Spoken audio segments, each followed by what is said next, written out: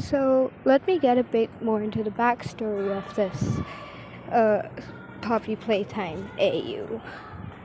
I haven't decided for a name yet, but here it is so far. The timeline takes place after Chapter 5.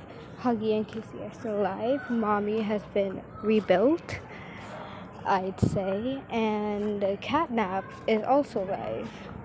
Apparently, when they found Harley Sawyer again, they found one of his bodies. They found Doc. They gave him gave him some legs from one of the doctor's bodies. They eventually found Kissy and some others. Joey's alive, but he has been separated. Jack is small, yellow in color, short. Kevin is like medium, red in color. He's very angry. Matthew is tall, orange in color, and just like the lore says, he's thoughtful, kind, considerate, and understanding. Eventually, they manage to find another backup safe haven that's much more stronger. There are very less toys over there, but it's for much of the lower areas.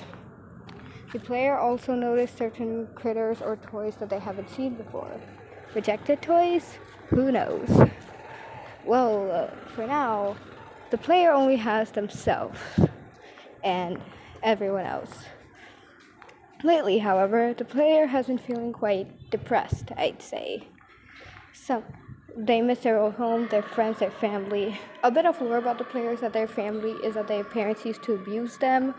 Eventually, they found good friends and managed to forget about it all, but not before things got bad. So, yeah. It does get pretty bad for the player, but that doesn't matter. They see all the other toys here as the children that they used to be, but they can't apologize. They don't want their apologies to be seen as pity. They still hate Poppy, and there's a deeper thing, which is why I believe that this AU should be around PG-13. The player has been self-harming themselves, having thoughts about drugs, alcohol, smoking, self-harm, and suicide.